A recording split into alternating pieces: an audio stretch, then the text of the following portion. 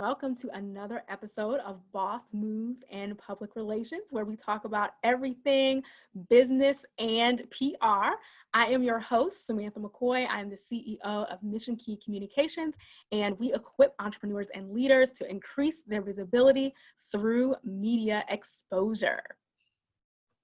Hi, my name is Brooke Waller, the CEO of Brooke Bold Media, and I help small business owners with their brand, content, and public relations. And I am Stephanie Cottle, and I am the CEO of Black Girl Group, and we are a freelance staffing agency that connect African American women freelance creatives to companies seeking to outsource more diverse talent. And I am also a freelance publicist. Excellent. Well, welcome, ladies. Thank you all for joining me again on this episode. I'm super excited. And if you all did not watch our first episode, definitely check that out. It was a lot of fun. Such a great conversation. What did we talk about on our first episode? Everything. Brands. We talked about corporations and if they really care about Black Lives Matter. So you definitely want to check that one out. It was a great time. So, and if you missed the scoop on Lecrae and things that he said or didn't say, we talked about that too. So it was a great convo. So today's topic, we are talking about the future of PR. So just now with everything that has been happening this year, this has been a whirlwind of a year, and pretty much every industry has been impacted by it one way or another with the pandemic, the global pandemic, COVID-19, and now we are also in the midst of a social justice revolution, I would say, as we are focusing on Black lives and the lives of people of color, equal rights, equal justice for everyone. And it has really just brought a lot of things to the surface, especially for corporations. And so really what that's meant for public relations is that, you know, really everyone is a crisis manager at this point. If you're in public relations and you have never handled a crisis or managed a crisis before, this crisis was pretty much handed to you. And now we are all having to have those crisis communications arsenal that we are, building and developing, whether it's for our own businesses, whether it's for the companies that we're working for. So just wanted to talk to you ladies about that. So Stephanie, if you want to kick us off, what are some things that you have seen as far as, just PR changing, even just in the last couple of months? Yeah, so one thing that I would definitely say has changed significantly in our industry is that now is not the time for you to be able to push all products or all things that your clients are doing. I think it's super important for us to recognize that maybe now is not the time for you to be in the media spotlight. And I feel like you have to be very careful and make sure that you're treading the line right now. So if you're not talking about, social and racial injustices, if you're not talking about the coronavirus, if you're not talking about things that are currently impacting the landscape of this country, also elections, if you're not talking about those things right now, then unfortunately now is not a good time for you to gain media traction. And I know many clients hate to hear that because they're thinking, well, I have a new book that's coming out, or I have a new product that I'm selling and I need to release it now. And maybe just now is not the right time, because right now, more than anything, timing is of the essence. Brooke, what do you think about that? I think that's so true that we really have to be strategic of what our client, what is their goal. And we also have to be strategic of what's in the news, what's trending right now, and kind of pivot. I feel like as public relations professionals that right now that we are learning how to pivot in different ways, learning new skill sets, learning new strategies of how we can use to still get our client in the news. Yeah, definitely. I really like what you said, Brooke, because I think that it's really about making expectations realistic because, Stephanie, like you said, it's not necessarily a time to be in the spotlight, but I would say in certain outlets, because every media outlet has a different target audience and a different agenda. And so there may be some platforms that still want to hear what's going on. They kind of want to provide an alternative to all the news. Because when you turn on the local news, the national news, you're going to be hit with, the latest and greatest of everything going on with COVID, everything going on with Trump, everything going on with, XYZ, fill in the crisis here. So, but there are media outlets that are serving as an alternative to that. And for people who still want to hear about, great things that are going on, positive news, encouraging messages, or, even just what different businesses and business owners are doing.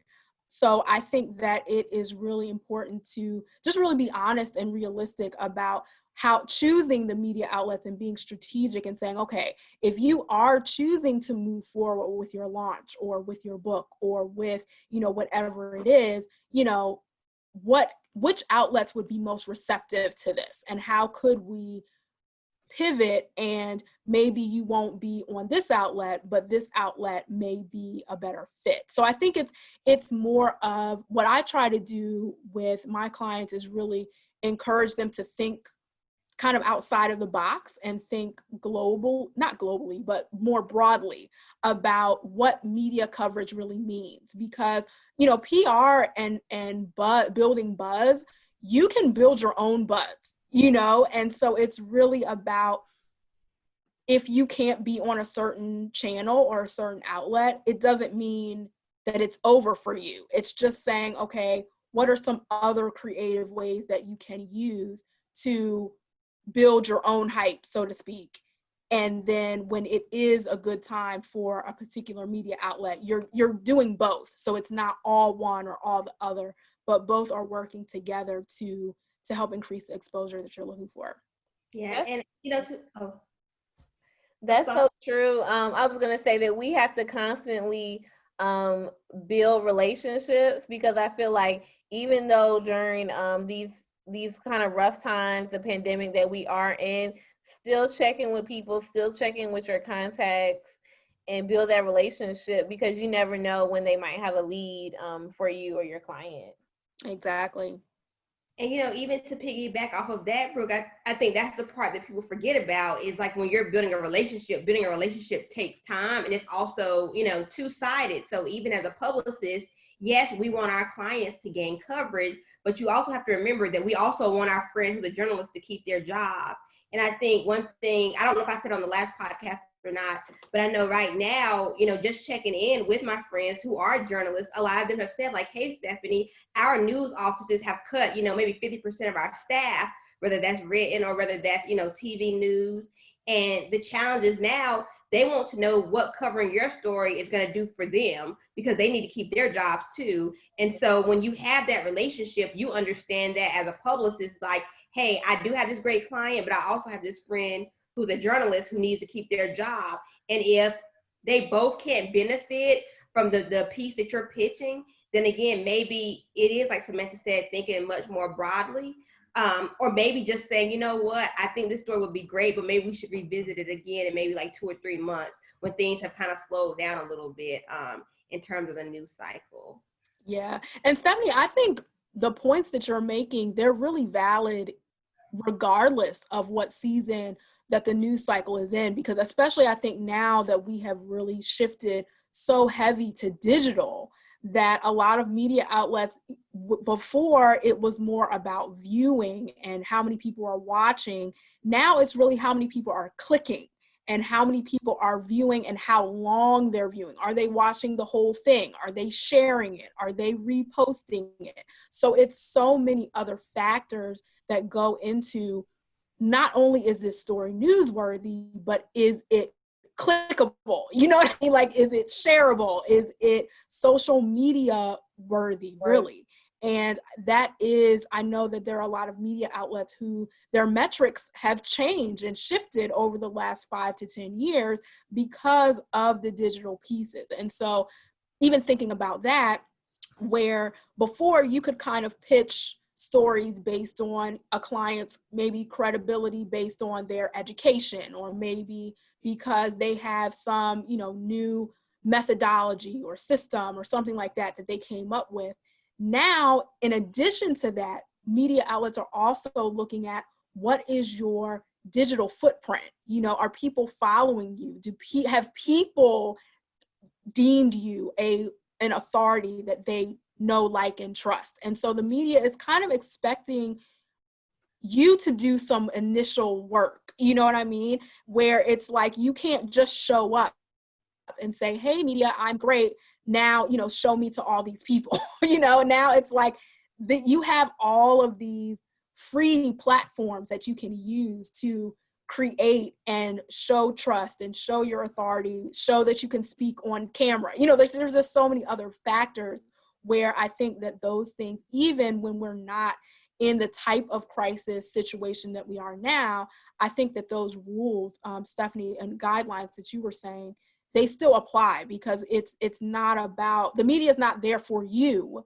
The media is there to serve the audience and their target audience, and they want to be able to present information that is beneficial. So I know I'm kind of like on a soapbox on this because I'm very passionate about this topic. But I just think I have to explain it so much because people are very, everybody says that they love media attention. But then when you think about all of the factors and the prep and the different things that go into it, it takes a little bit more. It's not as easy as just picking up the phone and calling. And even people that we do have, in our networks and in our contacts, we can't just email them just because we have them in our email. You know what I mean? Like, we have to make sure that it's something that is relevant, that works for them. So. And Samantha, I'm very passionate about it too. And one thing that I do recommend to other PR professionals, because Brooke mentioned, pivoting, is that I think it's really important now more than ever as PR professionals that we do start gaining more knowledge in SEO, because that search engine optimization, those metrics are what really help you with your pitching. So like, even whenever I'm pitching, especially like very large platforms, then I'll say, this is a story that I'm pitching right now. This topic alone is gaining X amount of searches in Google. And so if you do cover this story, you'll be #1 in news, and then you'll have the opportunity to get this many impressions. And so going back to what you said, Samantha, it played into the whole aspect of, yes, I'm a publicist, but I also understand your need for digital clicks, because I've already done the research for you. So now you don't have to worry about if this story works. I'm telling you that this story is going to work. And I think as PR professionals, the more information we can give the journalists that shows them, hey, this story will work for you, I think the better your chances are of landing those placements. That's a great tip. Definitely a great tip. And I think the more that we can show the work that we've done and how prepared we are, that makes the journalist job much easier. Absolutely. Yeah. So as far as, I guess, what you see different publicists having to plan for and kind of deal with now that's different than before, we were talking about always having to have crisis management plans in place. And if you have not worked in crisis before, you kind of are getting thrown into the deep end of it. So where's the good place? Either Brooke or Stephanie, you can answer first. Where would be a good place that you think people should start when you're talking about building a crisis management plan? I would say first of all, you need to do your research. Who's going to be on your crisis communication team? Plan for different scenarios that could come into play. Already have your crisis statements, what you would say. Have yourself a crisis go book, so everyone has everyone's contact information. And just, be prepared. I remember that I did a crisis scenario, and make sure you have hard drive and digital copies as well. That's really good. So I guess even specific companies and organizations are reopening. And what do you think, communications and PR teams really need to be prepared for from that standpoint? Like even just making the decision to reopen, and then what precautions need to be in place if a company or an organization is planning to reopen? I think it's really important if you are going to reopen. I think your first point of communication needs to be explaining why you're choosing to reopen, because I think that there could be pushback in that area. I think up next, you want to make sure that you have, like Brooke said, you have that crisis communication go-to plan. So if someone in your company tests positive, if your CEO tests positive, if an outside vendor tests positive, if someone dies from the coronavirus, having those talking points readily available in the form of social media communications, e-news blasts, press releases, and list goes on of way that you can communicate your message. And I also think it's really important that if your company is reopening, or you're the CEO of your company, make sure that you have one go-to spokesperson. Because if you don't have, if you have multiple people who can make statements, then things can get really misconstrued with multiple different people talking. So make sure you have one voice moving forward, whenever you have them talk to the media, if you are going to talk to the media. And I think, we talked about this a little bit earlier before we hopped on today, that it's about, expecting the best but preparing for the worst. And I'll even give an example of a gym here in our area. Our gyms are not allowed to be open yet. And where are you, Steph? I'm in North Carolina. So in the state of North Carolina, gyms are not allowed to be open. Like, we're still in phase 2. And so our gyms have been closed since the beginning of the pandemic. Well, several gyms in our area have found a clause within the show. Well, no, we're safer at home, within the order, basically saying that if you have a doctor's note, you can open up your gym. Well, a gym here in my area has decided to open up, but they're saying we don't require you to have a doctor's note because we don't want to invade on HIPAA privacy laws.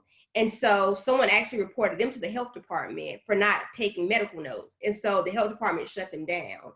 And then they were forced to send out crisis communication to say, like, hey, we had to shut down because we're now under investigation. Well, had they kind of planned that out beforehand, then it wouldn't have been such a nightmare for them to handle once they were shut down. Because even in their communication, you could clearly tell they hadn't prepared for it, because they disclosed way too many personal information. Like, they told who reported them to the health department, which I think is probably not a good thing for you to do right now. It just doesn't look good brand wise. But again, I think it's super important for you to literally, like Brooke said, plan out scenarios that could possibly happen, and then have a solution and a plan to attack if those things happen, and just hope that they don't. That's really good. That's really, really good. So yeah, it seems like now with crisis planning, I mean, we've really been in crisis mode for several months now, and it's really just a matter of having to add to the crisis plan that you have so that you are ahead of whatever is coming out next. So thinking in advance, your company or your organization might not be opening in the next month, but at some point it's going to reopen. So even though you may not have that date yet, or you might not know what that is, you can still put those crisis pieces in place so that you're not scrambling once you find out, oh, we're about to open in 2 weeks and we haven't done anything to prepare. So I think just having that forward thinking, strategic mindset as much as you can will really help you to avoid that last minute scramble. Mm-hmm. So what do you all think about how clients really should be even positioning themselves right now? Like, how would you advise them to be positioning themselves? And what I mean by that is, we talked about how now most major media outlets are really looking for people who can speak to the hot button issues that are prevalent right now. So do you think that it is, I guess I'm curious to know, what things do you think are strategic ways to kind of insert yourself into the news cycle, and then what things are kind of a stretch or reaching, and how do you know which one is which?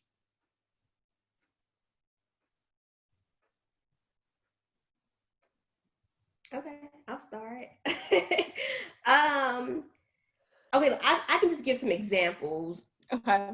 That's the easiest way for me to do it. So, for example, I have this client who they're called the HBCU Hub, and they provide resources to high school students who are interested in attending HBCUs.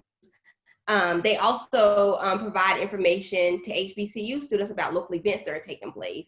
Well, obviously, right now, the kids are not in school. They will be returning soon. But one way I was able to insert my client into the news cycle was through thought leadership. And so now he speaks about what reopening plans look like for HBCUs and how HBCUs can make sure that they're being better advocates for their students as they reopen. I also have another client who is a travel agency. They were really trying to figure out, okay, no one's traveling right now, so how can I insert myself into the news cycle? And so what we discovered during the July 4th holiday was that RV travel is on a rise.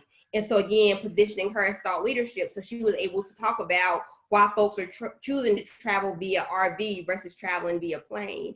And while it may not be ideal because most clients want those feature stories, it really works out in the client's favor if they know how to drive the conversation back to their brand. So, if you have, I don't know, let's say if you have your teacher, you have a teaching app, right? Well, the students may not be in school yet, but maybe you insert, yourself into the narrative talking about how your teaching app could help, students stay better engaged when school does reopen. And then you say, and by the way, if you want to download it, here's my website. You know what I mean? So I think it's really important that you don't get so caught up in the fact that, hey, this story is not about me. It's not look at me, but you're really offering your thought leadership. But then at the same time, you're still making sure that people know that you're the CEO of this company, or you're doing this right now, and that you're always driving traffic back to your brand and back to your website.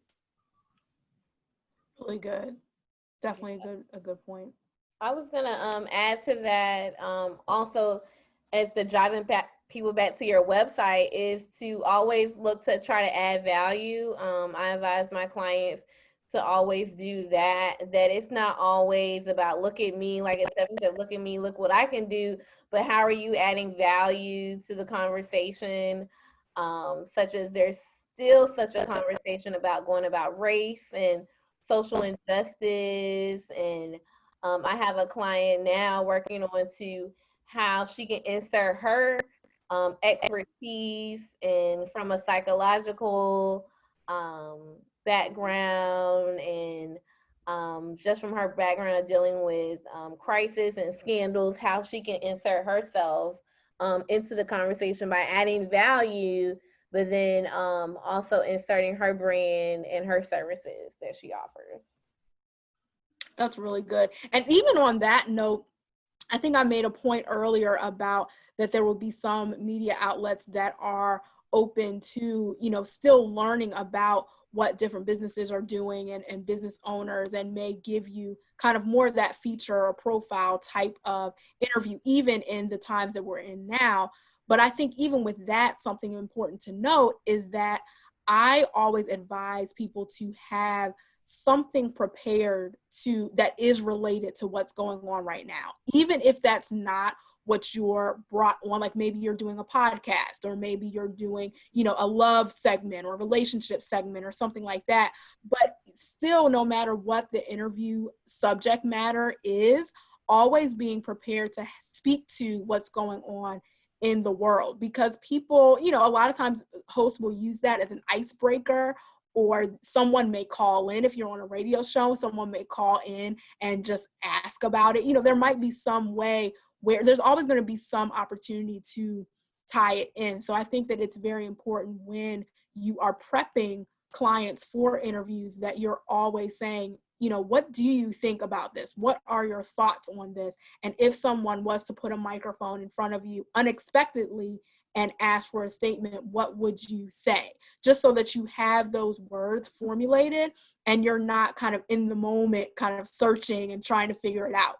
And I think even if you're someone who says, I'm not a political person, I really don't speak to, that's not really something that I'm heavily focused on. Well, even if that is your stance, you still want to even be able to say that articulately so that people, just so you have something ready in case you need it. Definitely. So what are your thoughts on how celebrity publicity has been going on recently? We know there have been, the past few months, definitely a lot of things going on in Hollywood. And I have not had a celebrity client, at least not yet. But how do you see the future of PR even kind of fleshing out on the Hollywood scene? Do you think things have changed for them? And just kind of what do you see that look like? And I guess the reason I'm asking is because people do have different thoughts on whether celebrities should be chiming in on everything that's going on right now, especially if they haven't before. So just wanted to get some thoughts on what you think about that. Yeah. I think it's an interesting topic, to say the least. I'm kind of torn, right? So it's almost as if, the conversation we're having about brands chiming in. I think if you don't say anything, people are going to have an issue. If you say something and you say the wrong thing, people are going to have an issue. So it's almost a situation that you're darned if you do, darned if you don't. But I do think it's important that you do play that fine line. So even if you don't know the best thing to say, just say a little something, or just give a little retweet, or just share something, you know what I mean? Just to show like, hey, I do hear this. I do know what's going on. I am staying involved. Because I do believe that there is a generation of consumers who do depend on their favorite artist or their favorite celebrity responding. Now, our generation, we might not care, what Mariah Carey has to say about what's happening in the world. And I love Mariah Carey, by the way. But on the flip side, another generation of kids, they might care about what A$AP Rocky has to say about the coronavirus or about racial injustices. So I think, every artist and every celebrity, they just have to really know who their audience is. And I'm really interested to see how things do change for celebrity PR. I have had celebrity clients in the past, but what I will say is that the world of entertainment PR for many years has been very segregated. And oftentimes, a lot of these Black celebrities, they don't use Black publicists. And oftentimes they'll say, well, we don't know where the good Black publicists are. And it's like, no, that's not true. There are lots of them, including us, And so I think now a lot of those Black celebrities, they're now having the fire put under them. People are calling them out. Like, I won't name who the celebrity is, but there is a celebrity who recently made a statement about how, how Hollywood needs to give more opportunities to Black people. Someone called him out and said, but you don't have a Black publicist, you don't have a Black lawyer, you don't have a Black accountant. So like, how can you demand more from Hollywood when you don't even do anything for your own people? And I thought it was really harsh, but at the same time, I think we have to have those tough conversations. Now, I'm not saying that as a celebrity, you have to use a Black publicist, you have to use a Black lawyer, a Black accountant. It's your choice. Like, it's America. You have the freedom to use whoever you want. But I do think that if you are going to make these strong racial justice stands right now in this climate about how we need to be invited to certain tables, then we have to make sure that we're inviting our own to the table too. And we're not becoming these gatekeepers that lock us out of opportunities just because we enjoy being the only ones in the room. Wow. Well said. Well said. Brooke, you have any additional things to add to that?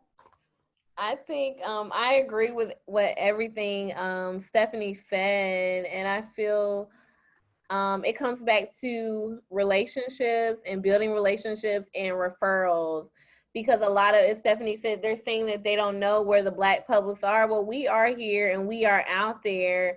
And I was reading an article, and the article is saying they feel for people that don't have a community of where they are right now in this hard time if they're working in a place where they don't have a community, because I feel, as you are fellow Black publicists, that we are a community and we help share resources, give referrals.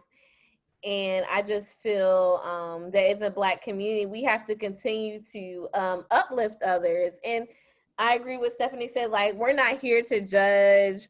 Well, you don't have you have the right to choose. You know, this is the service that they're providing you. You're paying your money. You have the right to choose who you want to represent them. But I do have an opinion of for the culture, if I'm Black and I'm gonna have someone that's not Black represent me or say a statement out to the media, but they don't have any cultural background of where I came from or what even some of my songs mean to the culture or for my community, how can they, really speak on that or provide a statement or guidance for that when they themselves don't, they don't know or have a clue for that. But that's what I have to say.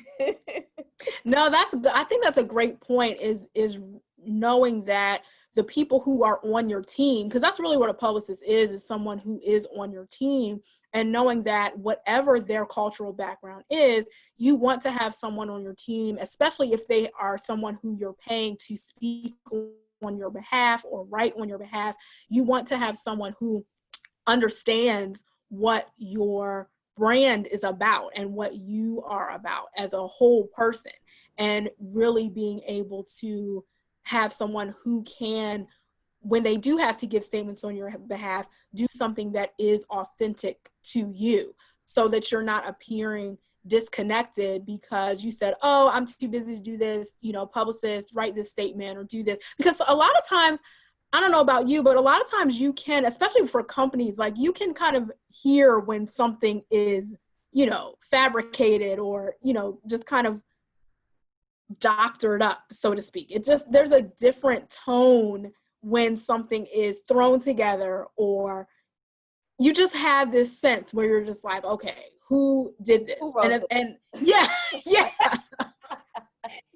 Yeah. So when you're talking about building a brand voice, whether you're a company or an individual person, you want your statements to feel authentic and you want them to feel the same. And I think that having a publicist and a communications team who is able to articulate in that way is really a game changer for your brand.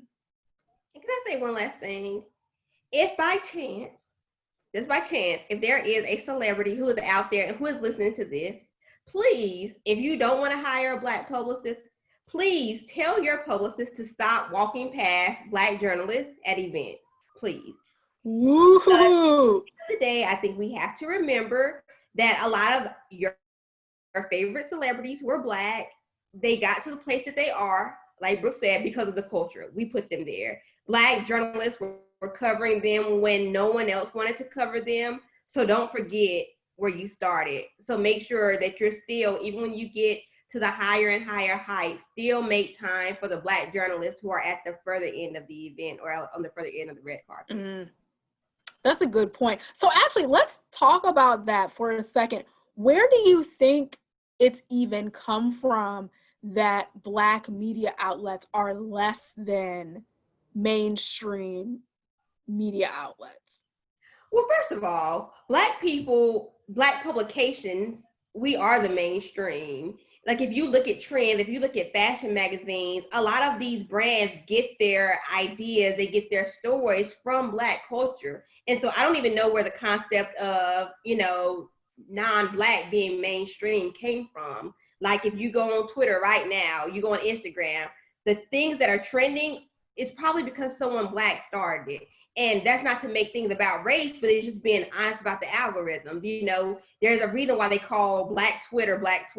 There's a reason for these things. And I think that people forget that sometimes. But in terms of the Black media being lesser than, I think for years, for centuries, for decades, we as Black people, we've supported, you know, our Black publications, whether that's Ebony, whether that's Essence, Jet, you know, now we have Refinery 29, we have, you know, XO Nicole, and just a list of other Black publications.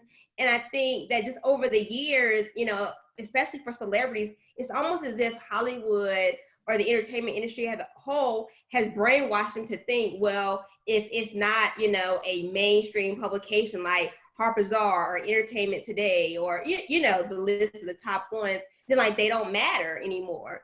And I don't know where it comes from, but I do believe that if, you know, these celebrities become more conscious of like, no, we want to blow these publications up just as much as we blow up these other ones, then I think that narrative can truly shift. Because think about it, right before the coronavirus, maybe it was like the end of last year, I wish I had the exact number, but there were like 15 top magazines, and all 15 of them had a Black woman on the cover.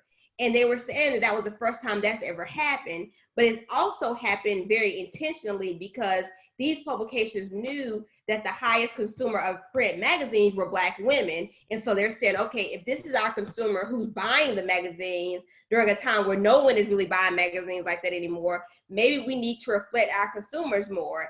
And like, if you go back and you look at the numbers, because there was actually someone who produced the numbers, those 15 magazines had their highest selling months simply because they put Black women on the cover for the first time. And that's not an accident. And so again, I think it's about changing the narrative. And I think that even as, you know, some of these, you know, top magazines, especially as they grow or media outlets grow, you start to see that they're now starting to hire more and more Black writers, more and more Black reporters, more and more Black producers.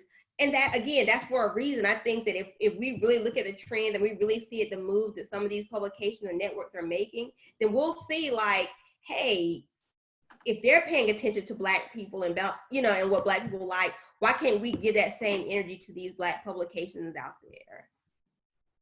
Wow, I think that's awesome, Stephanie. And I wanted to add to, have you guys ever noticed that sometimes some of these celebrities, like take for example, like Gabrielle Union and Dwayne Wade, they will give exclusive interviews to only Black journalists or Black publications. Yes. So I think that's another way of how they're, you know, my voice matters, my story matters, who I give an exclusive interview to share my story with. And Kevin Hart does that too. Like, in fact, like, so Kevin Hart does, or last year, I don't know if he still does, had a white publicist, but literally what he would do on red carpet, if he walked past a Black journalist and a Black journalist had a question, he'd be like, oh no, we're going back to them. And he would be intentional in making sure that they turn around. And like, I've admired that about him because, bro, if you remember when we were in college, Kevin Hart was at our comedy show every single year. So again, like, we were a part of him getting to where he is today. And I respect the fact that he still pays homage to that by making sure, like you said, he gives the exclusives to those Black publications, even if, you know, his non-Black publicist doesn't even know who we are. That's really good. That's really good. And I wonder too, if it's even kind of a numbers game, only because, I mean, unfortunately, a lot of Black media outlets tend to have primarily Black audiences, and it's not as much crossover, so to speak, whereas what's considered I'll just say a non-Black specific publication, you know, they're getting audience from so many other groups on a regular basis that just from a numbers perspective, it's like, okay, if I can only talk to 3 people, I want to make sure that my brand is getting out in front of the biggest number of people possible. And so I may skip this Black media outlet over here because they're great, but their audience is only 1,000 people. So do you think that's part of it too? No. So you're saying I want to see why Stephanie says no. And the only reason why I say no is because oftentimes those extremely small publications, they're not going to make it to the event or the red carpet anyway. So they're not even going to get that close to, you know, a Kevin Hart or a Gabrielle Union. But I will say that I think that it's an unintentional bias. I think that it depends on the publicist, right? So like if the publicist is not a consumer of, say an XO Nicole or of an Ebony or an Essence or, or any urban publication, they're not even going to know who we are. So to them, it's like, you don't even matter to me. You know what I mean? Because they don't see you, because they don't even know who you are. They don't interact. Just the same way that a Black publicist also may not know who a Harper's Bazaar is, because again, like, it's not something that I read every single day. So I think it just depends on your publicist.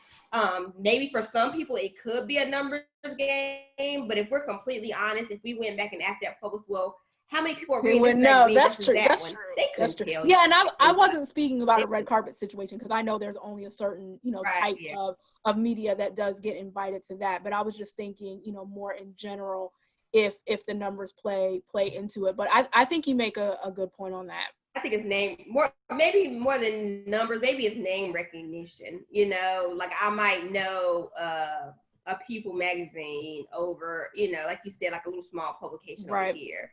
Even a large publication that's still, primarily African American. Again, if I don't know the name, then I'm not going to care as much. So. That's true. That's true. So what would you say are, if we had to summarize, I guess the top 3 skills that publicists need to be focusing on right now, what would you say those are?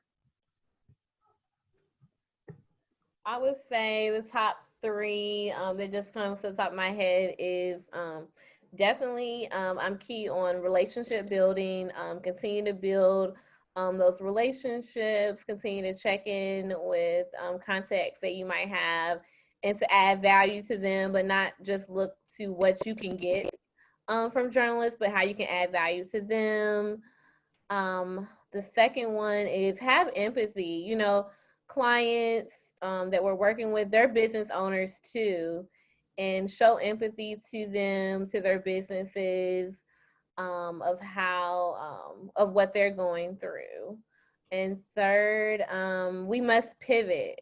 If there's a new strategy, if there's a new communication channel, social media is always evolving every day. Something new on social media is coming out. So just keeping those skills up and pivoting in our business. That's good. Steph, what are your 3? I don't have 3. I co-sign with Brooke. That's good. She nailed it. I agree with all 3 of those things. So make sure you go back, rewind, and follow those 3 things. Hilarious. So you said relationship building. What was your second one, Brooke? You said relationship building. Having value. Oh, empathy. Yeah, relationship building, empathy, and pivot. Yes. Those were yours. You always have these good 3 things. I feel like you did that the last episode too. And I said, "Ooh, I want to steal that." So let's see. So let me try to add to that. So adding to your 3, I would say my 3 are be relevant, be strategic, and be creative. So relevant, figuring out how you can authentically insert your client into the news cycle, and then also being relevant yourself, to educating yourself on your industry and on your client and what trends are going on in the industry, so that you know what things make sense to pitch right now. And then strategic, knowing which media outlets are best and which PR strategies are best, because stuff like you said at the beginning of this episode, it's not always about being so media heavy all the time. You have to know when is the best time to go that route, and the best time to look for other outlets and other ways to get your client featured and shown. And then third, I would say being creative, and that ties, Brooke, into your point about pivoting, because there are always different ways and new ways to increase your visibility. You just have to think about ways that, even if you do something on your own and put it out through your own social media channel, your website, your blog, your whatever it is, there are definitely always ways to increase your visibility. So thank you, ladies, so much for joining me for another episode of Boss Moves and PR. So before we close out, can you all let the audience know where to find you? You can find me on, I was going to say all social media platforms. I'm not on Facebook. Find me on Instagram and Twitter at Steph Arcado. If you are looking for a job or a new freelance opportunity, you can find us at Black Girl Group, LLC. Excellent. Brooke, how about you? You can find me on social media at Brooke Bold Media. And on my personal channel is Brooke Motivates, where I share inspirational tips and quotes to inspire and motivate. Excellent. And I am Samantha McCoy. You can follow me on Instagram at smccoyjoy. So that's SMCCOY Joy. And my business website is missionkeycommunications.com. So if you are in search of a publicist, definitely feel free to visit our pages. And if you need any help with strategy or what you should be doing right now, we would love to help you and support you. So thank you all for joining us. Until our next episode, take care.